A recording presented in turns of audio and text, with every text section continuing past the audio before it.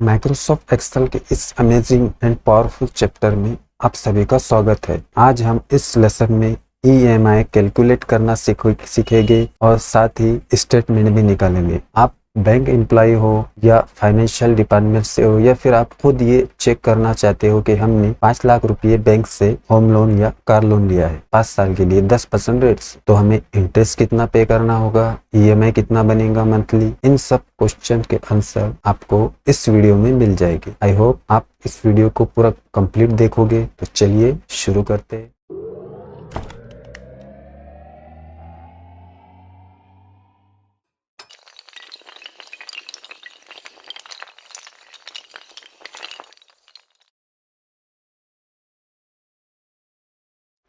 सो EMI calculate करने के लिए मैंने ये टेबल डिज़ाइन किया है, इसी में हम सब कुछ सीखने वाले हैं। मैं डिस्क्रिप्शन में इसकी लिंक दे दूंगा, आप वहाँ से जाके इसे डाउनलोड कीजिए और आप इसकी प्रैक्टिस कर सकते हैं। तो चलिए शुरू करते हैं।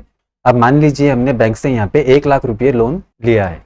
ओके, अब आप यहाँ पे रेट इसका समझ लीजिए। बैंक का रेट यहाँ पे ईयरली 10% है, तो यहाँ पे 10% ले लेते हैं हम।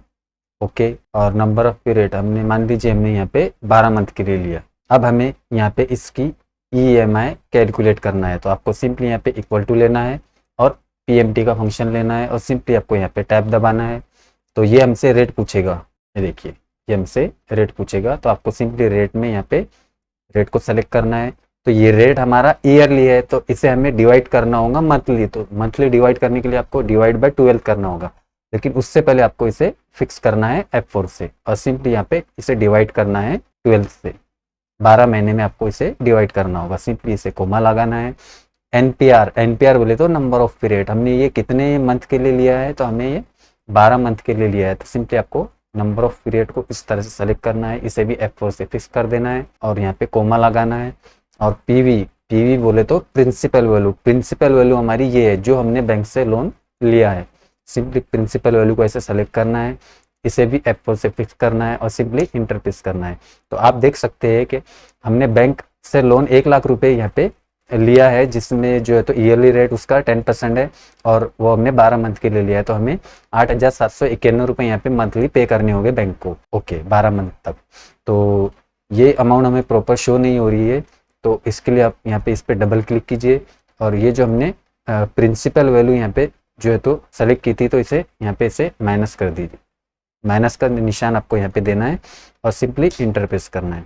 तो ये देखिए अब ये ईएमआई हमारी यहाँ पे प्रॉपर शो हो रही हो गया। सिंपली इसे यहाँ से कंट्रोल से कॉपी करना है और ईएमआई इस सेल में यहाँ पे इसे पेस्ट में जाकर आपको यहाँ पे इसे पेस्ट लिंक कर देना है। ओके, और सिंपली इंटर प्रेस करना है और इसे यहाँ से ये जो आपको प्लस का आइकॉन शो हो रहा है डार्क, इस तरह से इसे ऐसे खींच देना है। ओके, आपने इतना काम कर लिया। अब आपको इसमें प्रिंसिपल अमाउंट चेक करना है और इंटरेस्ट अमाउंट चेक करना है और बैलेंस लोन अकाउंट भी चेक करना है। साथ ही साथ आपको इसमें स्टेटमेंट भी चाहिए कि फर्स्ट मंथ में हमारा जो है तो प्रिंसिपल अमाउंट कितना कटा है, हमने जो है तो बैंक को कितना इंटरेस्ट पे किया है और हमारा 1 लाख रुपए में से जो बैलेंस बचा हुआ है वो लोन बैलेंस वो कितना है, तो वो भी आपको चेक करना चाहते हैं। पूरा स्टेटमेंट आप यहाँ पे निकालना चाहते हैं। तो चलिए सबसे पहले यहाँ पे इक्वल टू लेंगे और आपको यहाँ प्रिंसिपल अमाउंट निकालना है, तो सिंपली आपको पीपीएमटी का यहाँ पे फॉर्मूला लेना है और सिंपली टैब दबाना है। आपको रेट, तो रेट में आपको ये 10% इस तरह से सेलेक्ट करना है और इसे F4 से लॉक कर देना है और इसे डिवाइड करना है 12 से। रेट हमारा ये ईयरली है, तो इसीलिए हम यहाँ पे इसे डिवाइड कर रहे हैं मंथ में, डिवाइड बाय 12। और सिंपली आपको कोमा लगाना है और पर, तो हमें ये फर्स्ट मंथ की निकालना है, तो सिंपली आपको इसे फर्स्ट मंथ को इस तरह से सेलेक्ट करना है और कोमा लगाना है। और नंबर ऑफ पीरियड, तो नंबर ऑफ पीरियड हमें 12 मंथ के लिए लिया है, तो सिंपली आपको नंबर ऑफ पीरियड को इस तरह से सेलेक्ट करना है और इसे भी F4 से फिक्स कर देना है। सिंपली आपको कोमा लगाना है और पीवी प्रिंसिपल वैल्यू को इस तरह से सेलेक्ट करना है, इसे F4 से फिक्स कर देना है और सिंपली आपको इसके पहले यहाँ पे माइनस का निशान लगाना है और इंटर प्रेस करना है। तो इस तरह से आपके सामने प्रिंसिपल अमाउंट निकल कर शो होगी। अब आपको इंटरेस्ट अमाउंट निकालना है, सिंपली आपको इक्वल टू लेना है और यहाँ पे IPMT फंक्शन लेना है, सिंपली आपको टैब दबाना है। तो ये आपसे रेट पूछेगा, तो रेट को इस तरह से सेलेक्ट करना है, इसे F4 से फिक्स कर देना है और इसे डिवाइड करना है 12। ईयरली है तो हमें इसमें मंथली डिवाइड करना है, इसके लिए हम डिवाइड बाय 12 कर रहे हैं। सिंपली आपको कोमा लगाना है और ये फर्स्ट मंथ को इस तरह से सेलेक्ट करना है, कोमा लगाना है। और number of period NPR, number of period में आपको इस तरह से ये 12 मंथ को इस तरह से सेलेक्ट करना है, इसे भी F4 से फिक्स कर देना है, सिंपली कोमा लगाना है। प्रिंसिपल वैल्यू को इस तरह से सेलेक्ट करना है, इसे F4 से फिक्स कर देना है। और प्रिंसिपल वैल्यू के पहले फिर डॉलर के निशान के पहले आपको यहाँ पे माइनस का सिंबल लगाना है और सिंपली आपको इंटर प्रेस कर देना है। तो आप ये देख सकते हैं कि प्रिंसिपल अमाउंट हमारे यहाँ पे फर्स्ट मंथ की जो EMI हमारी थी 8,791 रुपये, तो उसमें से प्रिंसिपल अमाउंट हमें 7,958 रुपये हमने बैंक को पे की और इंटरेस्ट हम जो है तो बैंक ने हमसे 833 रुपये चार्ज किया फर्स्ट मंथ का। और आपको यहाँ पे हमारा बचे हुआ बैलेंस भी चेक करना है, तो सिंपली आपको इक्वल टू लेना है और आपको ये लोन अमाउंट को सेलेक्ट करना है, इसे F4 से फिक्स कर देना है और इसमें से माइनस कर देना है आपको प्रिंसिपल अमाउंट और सिंपली आपको इंटर प्रेस करना है। तो आप ये देख सकते हैं कि फर्स्ट मंथ की EMI कटकर हमारा जो है तो लोन बैलेंस 92,041 रुपये यहाँ पे आपके सामने शो हो रहा होगा। सिंपली आपको इन दोनों को ऐसे सेलेक्ट करना है और इसे यहाँ से इस तरह से खींच देना है 12 मंथ तक। ओके, आपने इतना काम कर लिया। तो अब आपको यहाँ पे सेकंड मंथ का आपको बैलेंस चेक करना है, तो सिंपली आपको इक्वल टू लेना है और यहाँ पे आपको लोन बैलेंस को सेलेक्ट करना है और इसमें से माइनस कर देना है आपको सेकंड मंथ का प्रिंसिपल वैल्यू और सिंपली आपको इंटर प्रेस करना है।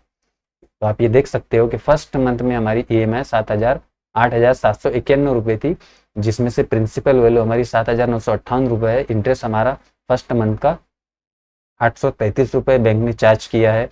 सेकंड मंथ का हमारा ये प्रिंसिपल वैल्यू है, इसमें जो है तो इतना ये इंटरेस्ट अमाउंट है और अवेलेबल बैलेंस हमारा इतना 84,017 रुपये है। अब सिंपली आपको इसे इस तरह से यहाँ पे खींच देना है।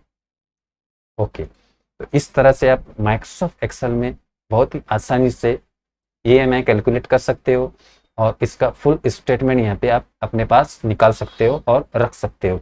आप फाइनेंशियल डिपार्टमेंट से हो या बैंक एम्प्लॉय हो या फिर आप एक खुद ये जानना चाहते हो कि हम जो है तो इतनी हमने जो है तो बैंक से अमाउंट लोन ली है, उसका ईयरली रेट जो है तो ये है और उसका जो है तो हमने कितने साल के लिए लिया है, कितने महीने के लिए लिया है, तो वो आपको यहाँ पे डालना है। तो आपको यहाँ पे PMT फंक्शन की हेल्प से आप यहाँ पे उसकी EMI कैलकुलेट कर सकते हो और आपको EMI कैलकुलेट करने के बाद आप यहाँ पे उसकी प्रिंसिपल अमाउंट, इंटरेस्ट अमाउंट और बैलेंस भी यहाँ पे चेक कर सकते हो। तो फ्रेंड, ये तो था कि हमने बैंक से जो है तो 1 लाख रुपये बैंक से लोन लिया था और वो 12 मंथ के लिए लिया था, लेकिन इस बार हम चलिए 5 लाख रुपये लोन लेते हैं यहाँ पे और सिंपली जैसे हम ये 60 मंथ के लिए लेते हैं, जैसे 5 साल के लिए लिया हमने और इसका हमें चेक करना है, पूरा स्टेटमेंट निकालना है। तो वो हम किस तरह से निकालेंगे, ये देखिए EMI तो यहाँ पे इसकी ऑटोमेटिक कैलकुलेट हो चुकी है, लेकिन साथ ही हमें 60 मंथ का जो है तो यहाँ पे पूरा जो है तो स्टेटमेंट भी चाहिए।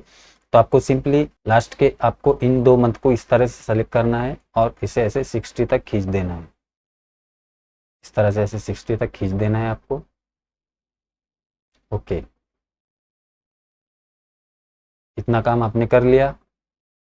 देन आपको लास्ट के ये 4 सेल को इस तरह से सेलेक्ट करना है, तो आपके सामने इस तरह से ये प्लस का आइकॉन शो होगा ब्लैक, तो इसे भी आपको इस तरह से खींच देना है 60 मंथ तक। ओके, ये आप देख सकते हैं कि हमारा जो है तो 60 मंथ का यहाँ पे एस्टिमेट भी आपके सामने शो हो रहा होगा। तो इस तरह से आप माइक्रोसॉफ्ट एक्सेल में आपको 5 साल का एस्टिमेट निकालना है, आपको 10 साल का निकालना है, आपको 50 साल का निकालना है, तो आप इसके ज़रिए बड़ी आसानी से यहाँ पे माइक्रोसॉफ्ट एक्सेल में निकाल सकते हैं।